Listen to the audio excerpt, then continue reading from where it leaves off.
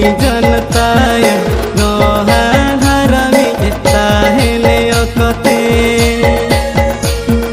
हाने पहिल चिड़ी जनताय नोहा हरमी ताहेले ओकते।